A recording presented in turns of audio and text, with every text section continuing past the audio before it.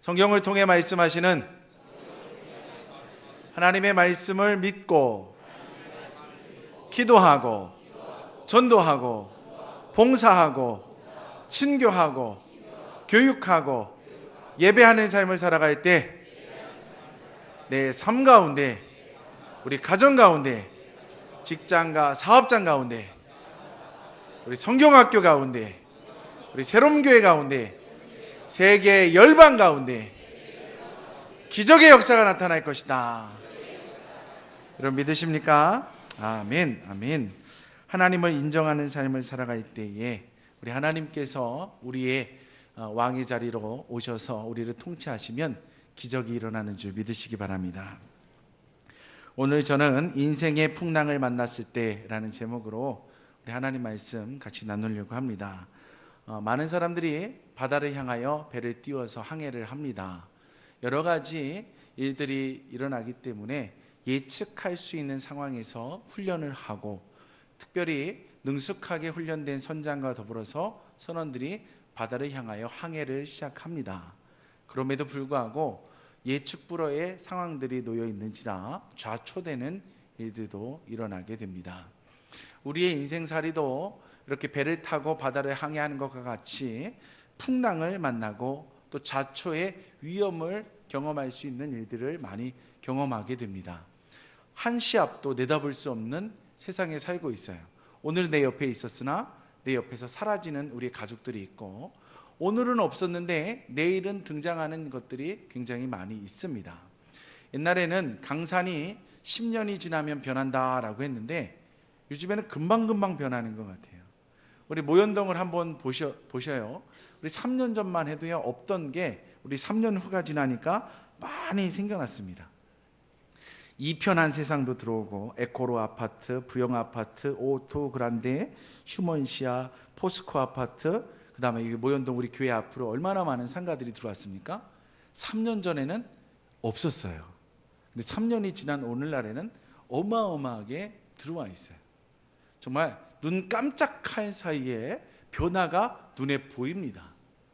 변화는 어떻게 보면 좋은 것일 수도 있는데, 변화가 너무 빨리 지나다 보니까 변화에 대처하지 않으면 그만큼 퇴보될 수 있다라는 위험성도 경고해주고 있습니다. 변화가 너무 빨리 진행되다 보니까 이 변화에 내가 열심히 적응해야지라고 하면서 목적지를 상실하고 방향 감각을 상실하고 그냥 변화에만 따라가다가 멸망하는 사람들도 많이 있습니다. 그러한 때에 우리의 인생에 풍랑을 만났다라고 비유할 수도 있습니다. 저와 여러분들 가운데에 풍랑이 찾아옵니다. 예수를 잘 믿어도, 예수를 믿지 않아도 모든 이들에게 인생의 풍랑이 찾아오는데, 이러한 풍랑이 찾아왔을 때 어떻게 극복할 수 있을까? 이 풍랑을 은혜로, 축복으로 변화시켜 갈 수 있을까? 함께 고민해 봤으면 좋겠습니다. 여러분, 저는 오늘 사도행전 27장 우리 사도 바울이 이제 로마로 향하는 그런 여정을 함께 나누려고 하는데요. 먼저 로마로 향하는 그 배 안에서 일어난 사건들을 함께 나눈 후에 그 안에서 우리 안에 하나님이 주시고자 하는 은혜의 메시지들을 하나 둘씩 뽑아내려고 합니다. 사도 바울이 예루살렘에 도착하여서 로마의 군인들에게 체포를 당하게 됩니다.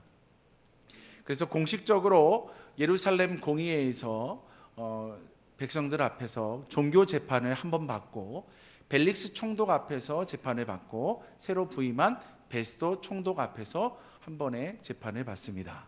그리고 성도들 앞에서 한 번의 변론의 기회를 얻고, 벨릭스 총독 앞에서 여러 번의 성경 공부와 더불어서 자신이 믿고 있는 하나님을 증언할 수 있는 기회를 얻었고, 그리고 아그리빠 왕 앞에서도 복음을 전할 수 있는 기회를 얻게 됩니다. 이 마지막에 있었던 총독, 베스도 총독이 그 유대인들의 환심을 얻으려고 사도 바울에게 이렇게 요청합니다. 지금 재판에서 이게 이야기가 잘 되지 않는데 혹시 당신이 예루살렘으로 돌아가서 종교 재판을 받겠습니까? 라고 이야기하자 사도 바울이 즉각 거절합니다. 그들이 나를 죽이려고 하는 것을 내가 알고 있는데 내가 어찌 예루살렘으로 가겠습니까? 차라리 나는 로마의 황제가 있는 로마로 가서 가이사 앞에서 내가 재판을 받겠습니다. 나는 로마의 시민권자입니다. 이렇게 해서 로마의 시민권을 가지고 있는 사도 바울은 배를 타고 이제 로마로 향하게 됩니다. 그때에 이제 사도 바울을 인소라는 그 군인에 관해서 소개하고 있는데 27장 1절 말씀에 보니까 아우구스도의 백부장 율리오라는 사람에게 이 죄수를 맡기니 로마까지 데리고 가라라고 합니다. 그래서 그와 함께 더불어 배를 타고 로마로 향하게 됩니다. 배를 타고 이동하는 경로가 성경에 보니까 굉장히 자세하게 기록되어 있습니다. 그래서 우리 지도를 보면서 우리 잠깐 우리 한번 여정을 봤으면 좋겠습니다. 여러분들 저 지도 잘 보시면 예루살렘에서 출발해서 이제 빨간 줄로 이제 사도 바울이 예루살렘에서 가이사라로, 가이사라에서 시돈이라는 항구로, 그리고 거기서 배를 타고 이동해 가는 경로가 나옵니다. 첫 번째는 구브로 섬을 끼고서 이제 터키 연안으로 이동합니다. 그래서 길리기아와 밤빌리아 바다를 건너갑니다.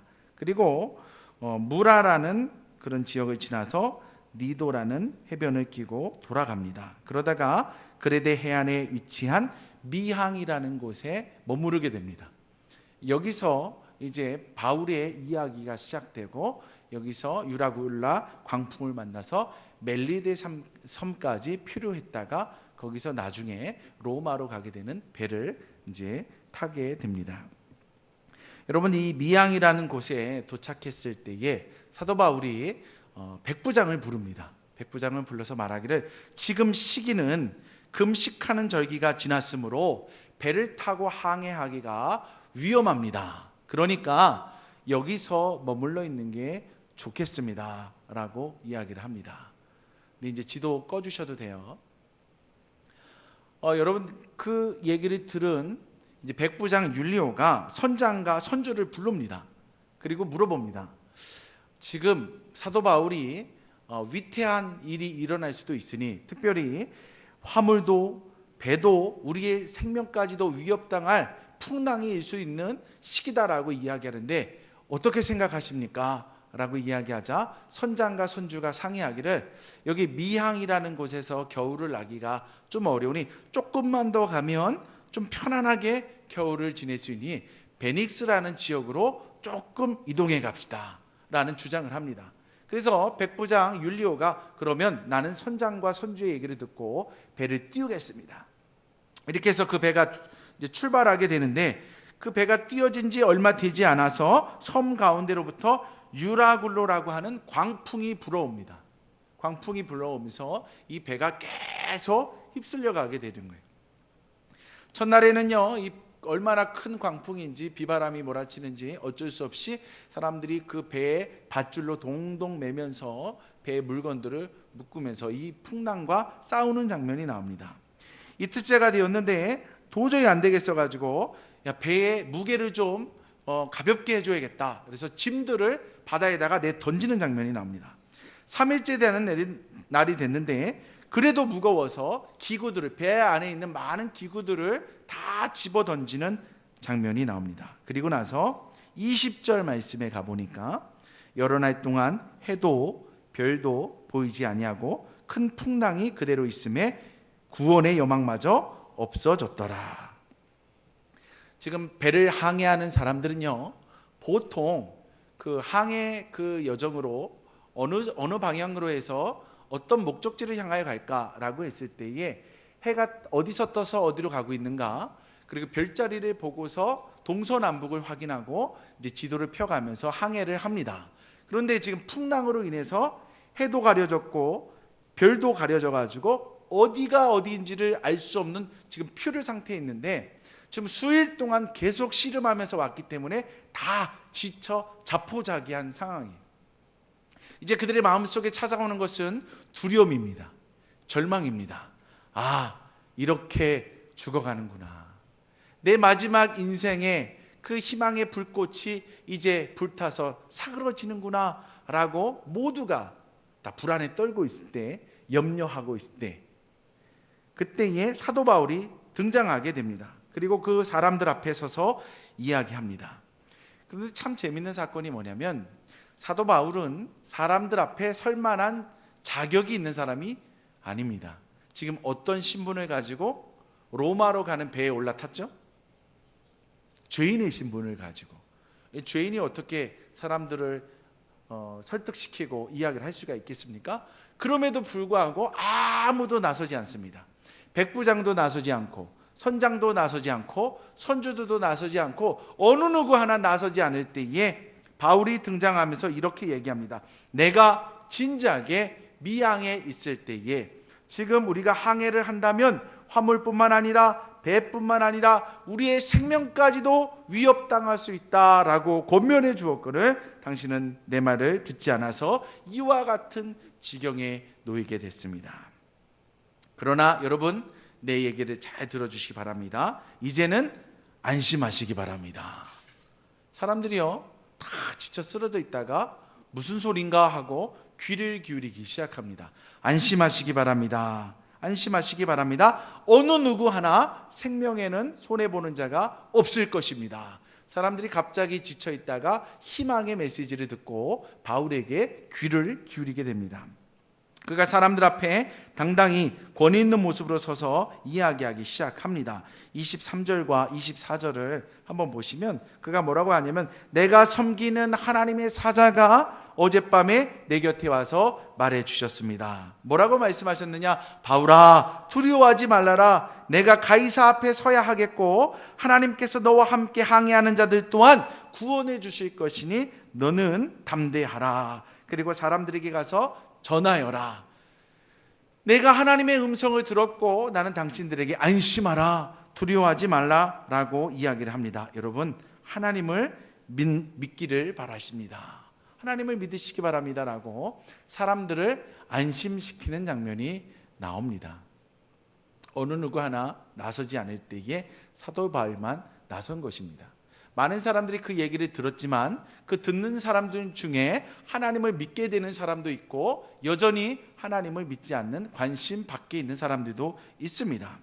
27절부터 보니까 열 나흘째 되는 날, 그때부터 점점 이 배가 점점 육지로 가까이 가고 있다라는 느낌을 받게 됩니다. 그래서 이렇게 줄을 내려가지고 길이를 한번 재어봤더니 정말 20길이나 되는 길에서 이제 15길로 점점 그 깊이가 줄어드는 것을 보면서, 야, 우리가 타고 있는 배가 육지에 가까이 가고 있구나, 이런 것들을 감지하게 됩니다. 이렇게 좋은 일이 펼쳐지고 있는데 이러한 때에 나쁜 생각을 하는 사람들이 나타납니다. 아주 괘씸한 사람들이 나타나요. 누가 괘씸하느냐? 30절로 보니까 사공들이라는 말은요, 배를 이끌어가는 그런 선원들을 가리킵니다. 이 선원들이 배에서 갑자기 거룻배를 내리게 됩니다. 왜 내렸느냐? 그것 타고 도망치려고, 거룻배를 타고 도망치려고 하는 거예요. 이 거룻배라는 것이 무엇인가? 큰 배에는 사람들을 운반할 수 있는 구조선, 조그만한 그 배들을 싣고 다니죠. 여기서 말하는 거룻배는 그 작은 구조할 때 쓰는 배를 가리키는 게 아니에요. 그럼 이건 뭐냐? 큰 짐들을 나르는 그런 뗏목 같은 배입니다. 감이 잘 안 오시는데 작년에 세월호가 침몰할 때에 그 세월호 곁에 빨리 온 배들이 있습니다. 바지선이라는 거 아십니까? 넓은 네모난 그 바지선이라는 배가 있는데 그 배에서 많은 그런 잠수부들이 기구를 놓고 쉬기도 하고 물에 들어가고 쉬기도 하고 물에 들어갔죠. 그러니까 바지선과 같은 직사각형의 뗏목과 같은 거에다가 이제 많은 곡물들을 실어 가지고 큰 배에서 육지로 운반할 때 쓰는 것이 바로 거룻배입니다. 이 거룻배를 내려 가지고 여기를 타고서 자기들끼리 도망치려고 하는 거예요. 그 모습을 누가 보느냐? 바울이 봅니다. 바울이 봐요. 그래서 바울이 누구를 부르냐면 백부장! 소리를 치니까 백부장이 왜 그러십니까? 저 사람들이, 저 선원들이 지금 거룻배를 내려가지고 자기들만 살겠다고 도망치려고 하니 거룻배를 끊어버려서 그냥 떠나가게 하십시오. 그 명령을 지금 사도 바울이 내립니다. 백부장이 그 얘기를 듣고 군사들을 동원해서 줄을 끊어가지고 거룻배가 떠내려가게 만들어 버립니다. 재밌지 않습니까? 백부장이 명령을 내리고 그 군사들이 움직여야 되는데 지금 누가 명령을 내리고 있어요? 죄인된 바울이 백부장에게 명령하는 아주 재밌는 사건이 이루어집니다. 그리고 나서 이제 사람들을 다 불러 모읍니다. 지금 10나흘이나 됐습니다. 10나흘이나 되었고 우리는 지금 풍랑과 싸우느냐 온몸이 다 상하여졌고 밥을 먹지 않은 터에 우리는 죽을 지경에 이르렀습니다. 이제 우리가 밥을 먹어야 될 것 같습니다. 밥을 먹읍시다.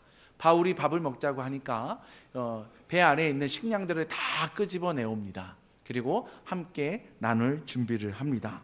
그때에 바울이 이야기하기 시작합니다. 34절과 36절까지 말씀 한번 읽어보겠습니다. 34절부터 36절 시작. 음식 먹기를 권하노니 이것이 너희의 구원을 위하는 것이요 너희 중 머리카락 하나도 잃을 자가 없으리라 하고 떡을 가져다가 모든 사람 앞에서 하나님께 축사하고 떼어 먹기를 시작하며 그들도 다 안심하고 받아 먹으니. 할렐루야. 지금 이 밥을 먹는 행위가 무슨 행위라는 거예요? 우리의 구원을 얻기 위한 것이다 라고 설명하고 있습니다. 지금 사도 바울은 선원들과 함께 군사들과 함께 죄수들과 함께 지금 뭘 하고 있는 거예요? 주님의 이름으로 축복하고 떡을 떼는 성만찬을 하고 있는 거예요. 뭐를 하고 있다고요? 성만찬. 구원 얻은 백성들이 행하는 성만찬을 하고 있는 거예요. 그 성만찬을 한 후에 모두가 안심하면서 그 두려움에 쌓여있는 가운데서도 풍랑을 만난 가운데서도 안심을 합니다. 그때 바울이 이야기합니다. 몇 명인지 숫자를 한번 세봅시다. 왜냐? 우리를 구원하신다고 하신 그 하나님께서 우리를 반드시 구원하시려면 객관적인 증거의 자료가 필요하지 않겠습니까? 세보니까 276명이 되어 있었습니다. 276명이 배부르게 먹고 난 후에 사도 바울이 이야기를 내립니다. 뭐라고 이야기했냐? 이 배에 가득 실려져 있는 것이 있는데 그것이 무거워서 이 배가 앞으로 나아가는데 장애물이 되고 있으니 그 배 밑에 쫙 깔려 있는 밀들을 가져다가 바다로 버립시다. 그 명령을 사도 바울이 하자 율리오 백부장의 지시 아래서 사람들이 다 밀을 갖다 버리게 됩니다. 이제 배는 더욱더 가벼워졌고 돛을 달고 바람에 의지해서 이제 육지 가까이로 나가게 됩니다.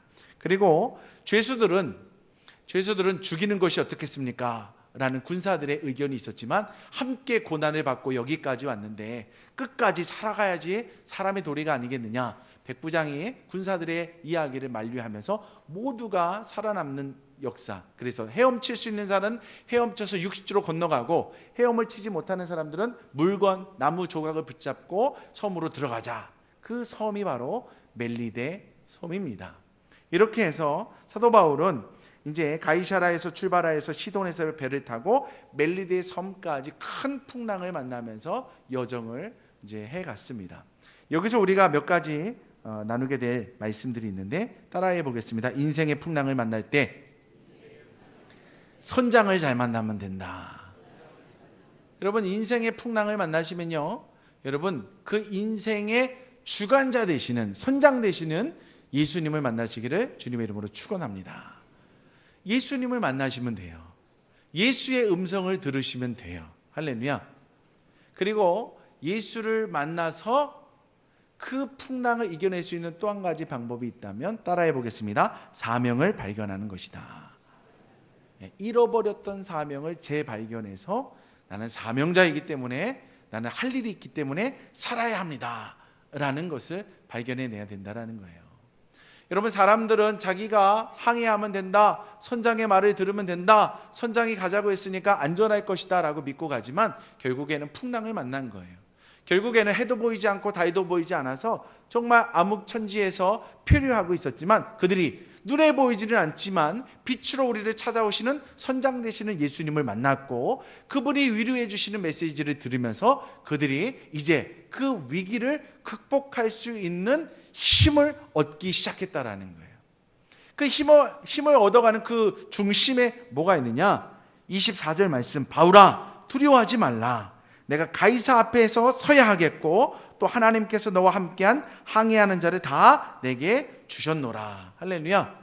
바울의 사명이 뭐죠? 이방인과 임금들과 그리고 잃어버린 내 백성들, 이스라엘 백성들에게 복음을 전할 나의 그릇이다. 너는 이 예루살렘에서 나의 백성들 앞에서 증언한 것과 같이 로마에 가서도 너는 반드시 증언해야 된다라고 사도행전 23장 11절에서 말씀하셨는데, 그 말씀이 계속 이어져 가고 있는 거예요. 선장 되신 예수님을 만났다면 너에게 주어진 사명을 붙잡고 너가 나아간다면 그 하나님께서 이 환경을 뛰어넘어갈 수 있게 해주시겠다라는 거예요. 길이 없으면 길을 열어주시는 하나님인 줄 믿으시기 바랍니다. 아예 막혀 있으면 들어서 뛰어넘어가게 하시는 분이 우리 하나님인 줄 여러분 믿으시기 바랍니다. 그 하나님을 만날 때에 우리는 풍랑 가운데서도 살 수 있는, 풍랑을 축복의 기회로 이끌어갈 수 있다라는 것입니다. 두 번째, 이 풍랑을 만났을 때에 우리에게 누가 있어야 되느냐? 한번 따라하겠습니다. 믿음의 동역자가 있어야 된다. 이런 믿음의 동역자가 있을 때에 이 풍랑을 은혜롭게 잘 이끌어갈 수가 있습니다. 사명을 잃어버리지 않는 비결이 있다면 그것은 믿음의 동역자와 함께 살아가는 것입니다. 오늘 27장 2절 말씀을 보시면, 2절 말씀, 아시아 해변 각처로 가려 하는 아드라무떼로 배에 우리가 올라 항해할세 마게도냐의 데살로니가 사람 아리스다고도 함께 하니라. 자, 바울의 동역자의 이름이 소개됩니다. 바울이 2차 전도 여행을 하는 마게도냐에서 여기 보면 아리스다고라는 사람을 만났고, 그 사람이 예수를 영접하고 그 마게도냐 교회의 유력한 지도자로 성장해 갑니다. 그가 바울과 더불어서 3차 전도여행을 마친 후에 예루살렘의 가뭄으로 허덕이는 백성들을 돕고자 구제 헌금을 가지고 함께 바울과 동행합니다. 여러분, 큰 헌금을 가지고 갈 때에 주의 종 혼자 그 헌금을 들고서 전달하면 혹시 안티 세력들이 모함할 수도 있고 그렇기 때문에 증인들과 함께 그 일을 가져가는 게 좋습니다. 그래서 지도자들이 함께 돈을 들고 예루살렘에 간 거예요. 예루살렘에 가서 구제헌금을 다 전달했는데, 그런 와중에 지금 사도 바울이 로마의 군인들에게 결박당하여서 체포당합니다. 그리고 대제사장들과 과격파 유대인들로부터 큰 공격을 당합니다. 그러다가 가이사라로 이송하면서 2년 동안 감옥 생활을 하고 있는데, 이러한 시간이 흘러감 속에서 그 마게도냐 지역에서 함께 왔던 사람들이 대부분 다 돌아가게 됩니다. 자신의 처소로 다 돌아가요. 그런데 끝까지 남아있는 사람이 있습니다. 그 사람이 바로 누구냐? 아리스다고입니다. 아리스다고는 부유한 사람이었습니다. 나는 여기 남아있어도 생계에 전혀 지장이 없으니 나는 바울 곁을 지키겠습니다. 그래서 감옥을 왔다리 갔다리 하면서 바울을 돕는 자의 역할을 하고 있는 거예요. 감옥 생활할 때 불편한 게 있습니까? 추우면 옷을 갖다 주고, 그리고 배고프면 먹을 것을 갖다 주고. 근데 가장 중요한 것이 뭐냐면요, 사람이 홀로 고립된 공간에 들어가게 되면 무기력해진다라는 거예요. 열심히 활동하던 사람을 어떤 골방에다 집어넣고 취급해버리면 무기력해진다는 거예요. 그럼에도 불구하고 그의 말씀을 통하여 구원받은 사람이 와서, 선생님, 감옥에 계시지만 저에게 말씀을 전해주세요. 말씀이 필요한 자들에게 선생님의 말씀을 전하겠습니다. 이렇게 중간 역할을 해주고 있는 아리스다고와 같은 사람이 있었기 때문에 사도 바울은 사명을 늘 생각할 수밖에 없었던 거예요. 그는 사명으로 말씀을 전해주고, 아리스다고는 그 말씀을 듣고 교인들에게 또 전달해주고, 교인들은 그 말씀을 받고 살아가면서 은혜를 받고, 은혜 받은 얘기를 또 아리스다고는 가져다가 누구에게 전달해주고? 바울에게 전달해주고. 이렇게 상생의 관계 속에서 이들은요, 서로에게 필요한 영적인 것뿐만 아니라 입을 거, 쓸 거, 모든 것들을 서로 나누면서 의지하고 있었다라는 거예요. 바울이 심지어 로마로 가는 그 죄인의 신세로 배를 타고 갈 때도 함께 그 배에 승선하면서 선생님을 내가 보필하겠습니다 라는 거예요. 할렐루야. 여러분, 동역자가요, 이렇게 중요한 거예요. 동역자가 있으면 절대로 쓰러지지 않습니다. 한번 따라할까요? 동역자가 있으면 절대로 쓰러지지 않는다. 할렐루야. 그래서 우리는요, 동역자가 있어야 돼요. 목사님, 그러면 동역자는 어떻게 하면 만들어집니까? 예, 서로 기도해 주는 관계가 되면 동역자가 될 수 있는 거예요. 저 사람이 날 위해서 기도해 줄까? 저 사람이 나의 동역자가 되어 줄까? 염려가 되죠? 염려하지 마시기 바랍니다. 이렇게 하면 돼요. 어떻게 하면 되냐면, 내가 당신을 축복하고 있고 내가 당신을 위해서 기도하고 있습니다. 그거 아세요? 이렇게 얘기를 해주면 그 사람도 어떻게 해요? 마음이 고맙잖아요. 아유, 고맙습니다. 저 같은 사람 위해서 기도해 주세요. 저도 그러면 기도해 드릴게요. 저도 마음을 같이 할게요. 내가 먼저 손을 내밀면 그 사람도 손을 내밀면서 함께 손을 잡고 기도해 주는 동역자가 되는 거예요. 한번 따라해 볼까요? 내가 먼저 기도하겠습니다. 할렐루야. 내가 먼저 동역자로서 당신을 위해서 기도하겠습니다 라고 다가서기를 주님의 이름으로 축원합니다. 그러면 그 상대방도 여러분의 은혜의 손을 잡고 함께 오는 거예요. 그러다 보면 함께 믿음의 삼겹줄을 이루면서 당신이 힘들어하니까 내가 철야 기도하면서 당신을 중보할게요. 할렐루야. 당신이 힘들어하니까 내가 금식하면서 기도할게요. 여러분, 모세가 손을 들고 기도할 때 손이 자꾸 내려옵니다. 사람인지라 손이 아파서 손이 자꾸 내려옵니다. 여호수아가 전쟁을 하고 있는데 모세의 손이 올라가면 승리가 있고 모세의 손이 내려오면 여호수아가 전쟁에서 자꾸 밀리는 거예요. 그러자 옆에 있던 아론과 훌이 와서 우리가 동역하겠습니다 라고 들쳐서 손을 높이 드니까 끝까지 여호수아가 승리하게 되지 않습니까? 마찬가지로 저와 여러분들이 믿음의 동역자를 만나서 선장 되시는 예수님을 바라보며 사명을 감당한다면 어떠한 풍랑이 올지라도 여러분을 엄습하지 못할 줄 여러분 믿으시기 바랍니다. 할렐루야. 세 번째로 무엇이 있느냐? 따라해 보겠습니다. 생명에 집중해야 합니다. 우리 믿음의 사람들은 풍랑을 만났을 때에 무엇에 집중해야 되느냐? 생명에 집중해야 된다라는 거예요. 지금 이 여정 가운데에 바울과 더불어서 이름이 계속 등장하는 사람이 백부장 율리오입니다. 율리오. 이 율리오를 가리켜서 뭐라고 표현하고 있냐면 아구스토데이의 백부장 율리오다라고 소개합니다. 그냥 백부장 율리오다 이게 아니라 아구스토데이의 백부장이라는 거예요. 뭔가 얘기해주고 싶은 게 있다라는 거예요. 군대에 가보면 어떤 부대는 전차 부대, 탱크 모는 부대, 그 다음에 장갑차 모는 부대, 그 다음에 낙하산 타고 내려가는 공수 부대, 그 다음에 소총 부대, 뭐 이런 것도 있고요. 그 다음에 무엇도 있죠? 뭐 있죠? 공병대, 다리 놓고 집 짓고 뭐 이런 공병대도 있고 또 뭐 있죠? 수송부대, 물건을 계속 수송해주는 그런 부대들이 있습니다. 마찬가지로 로마의 이 당시에도 전쟁하는 부대가 있는 반면에 또 다른 부서의 부대가 있었는데 여기 아구스토데라는 부대는 뭐 하는 데냐? 수송부대입니다. 수송부대. 수송 중에서도 군수 물자를 수송하는 부대가 아니라 세금으로 걷어들인 로마의 황제에게 바치는 그 곡물들을 걷어가지고 배에다 싣고 로마로 운송하는 그 부대가 바로 아구스토데입니다. 이 부대의 백부장 이 율리오를 우리가 한번 지켜봐야 되는데요. 첫 번째, 이 율리오가 누구 말을 듣기 시작하느냐? 선장과 선주의 말을 듣습니다. 바울이 분명히 짐에도 문제가 생길 것이고 배에도 위태할 것이고 사람의 생명조차도 위태할 것입니다라고 분명히 얘기를 했는데 이 백부장은 선장과 선주의 말을 듣고 배를 띄웠다가 유라굴로 광풍을 만나 지금 표류 중에 있는 거예요. 그 가운데 사도 바울이 서서 뭐라고 얘기했습니까? 20절부터 쭉 보면은 뭐라고 얘기합니까? 내가 분명히 미양에 있을 때에 항해하지 말자라고 얘기했는데 안타깝습니다. 그 얘기를 전했을 때 가장 마음에 큰 책임감을 느낀 사람이 누구였을까요? 백부장 율리오입니다. 백부장 율리오예요. 그때 내가 죄수의 신분을 가지고 있었지만 사도 바울의 얘기를 들었다면 이런 일은 벌어지지 않았을 텐데 라는 거예요.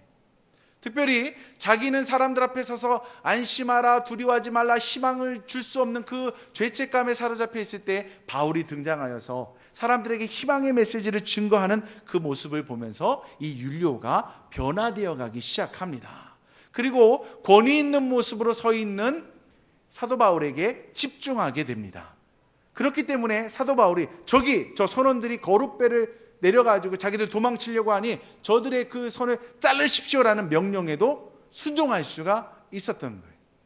열 나흘이 지났을 때에 배고파서 사람들이 다 기진맥진하여 쓰러져 죽어갈 때에 창고를 열어 음식을 함께 나누면 어떻겠습니까? 라는 사도 바울의 명령에 순종할 수밖에 없었던 거, 이거 바로 변화의 삶의 시발점입니다.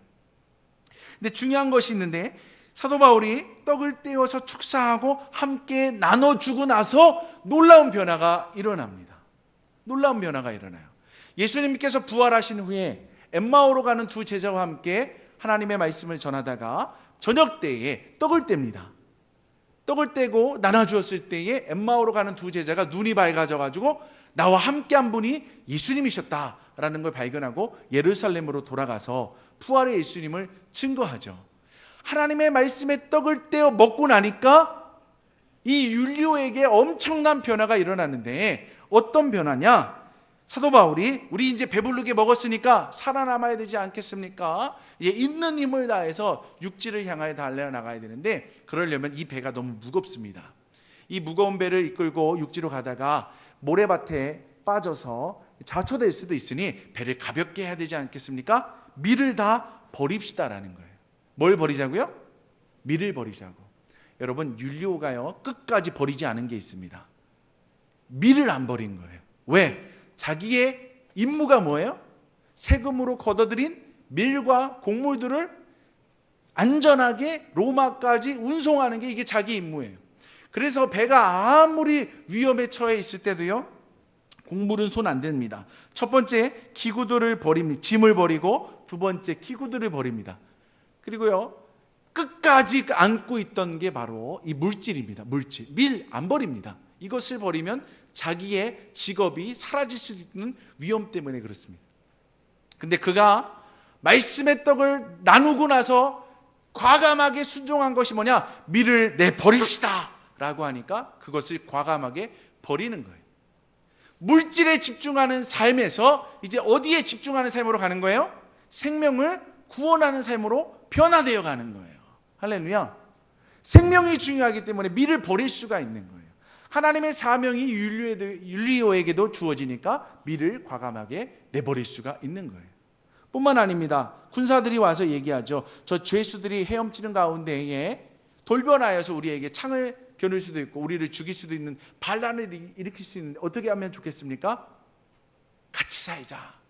같이 고생했는데 같이 살아야 되지 않겠느냐라고 하면서, 특별히 죄수들을 죽이게 되면 누구까지도 죽이게 되죠? 권위 있는 자, 이 위험에서 우리를 구원해 준 빛의 사자로 온 대리인 이 사도 바울까지 죽게 되니까 안 된다. 생명을 구해야 되지 않겠느냐. 그렇게 하면서 만류하면서 모든 사람을 구원의 길로 인도하는 책임을 다한 사람이 바로 율리오입니다. 할렐루야. 말씀의 떡을 함께 나누면 사람의 시각이 변화된다라는 거예요. 물질 중심의 삶에서 영혼 중심의 삶으로 변화되어 간다라는 거예요. 선장 대신 예수님을 만나셨습니까? 동역하는 사람들과 함께 만나서 여러분에게 주어졌던 사명을 붙잡고 있습니까? 그러면 물질을 위해서 살아가는 인생이 아니라 생명을 구원하는 일을 위해서 여러분 투자하시기 바랍니다. 그러면요, 2000년이 지나도 율리오라는 그 백부장, 하찮은 그 군대에 100명밖에 다스리지 못하는 사람의 이름이 기록된 것처럼 저와 여러분의 이름이 천국의 기념책에 기록되는 줄 믿으시기 바랍니다. 지금은요, 물질 만능의 우상 숭배의 시대를 살아가고 있습니다. 우리가 말씀의 떡을 떼었다면 눈이 밝아져야 합니다. 말씀의 떡을 떼었다면 하나님의 말씀에 집중해야 합니다. 물질을 왜 주셨느냐라는 거예요. 하나님 나라의 생명을 구원하기 위함이다라는 거예요. 사도 바울의 동역자 아리스다고도 물질이 생겼을 때 내게 물질을 주신 것은 나에게 분명히 사명, 이 사도 바울을 잘 동역하면서 섬겨주라는 사명 때문에 그는 끝까지 그 옆을 지키고 있는 거 아닙니까? 여러분에게 사업체를 주시고 여러분에게 기업을 주시고 여러분에게 직장을 주신 모든 것들, 가정을 돌보면서 그 공동체 안에서 여러분이 주어진 권위를 가지고 잘난 척하고 드러내고 뽐내고 과시하고 이거 절대로 아닙니다. 뭐 하라고 주시는 거예요? 섬기면서 권위로 인정을 베풀면서 섬김을 베풀면서 물질로 하나님의 백성들에게 베풀면서 주의 나라를 위해서 쓰면서 살아가는 생명에 집중된 삶을 살아갈 때에 하나님은 인생의 풍랑을 만날지라도 구원의 길을 열어주시는 그 하나님이다라는 것입니다. 할렐루야. 우리에게 인생의 풍랑과 마등 같은 인생이 우리 앞에 있다면, 우리 앞에 이 시대가 인생의 풍랑처럼 우리를 엄습해 온다면 우리는 이때에 선장 예수를 만나시기를 주님의 이름으로 축원합니다. 동역자들과 더 많이 힘을 모아서 모이기에 힘써야 합니다. 손에 손을 잡고 기도로 모이고 찬송으로 모이고 말씀의 떡을 때로 모이고 봉사하고 선교하고 전도하고 구제하는 일을 향하여 또 계속 모여들어야 합니다. 그러면서 생명을 전한다면 우리 교회는 하나님의 은혜와 축복, 그리고 선장 되신 예수님 때문에 어떠한 비바람이 몰아온다 할지라도, 태풍이 몰아온다 할지라도 늘 안전할 줄 여러분 믿으시기를 주님의 이름으로 축원합니다.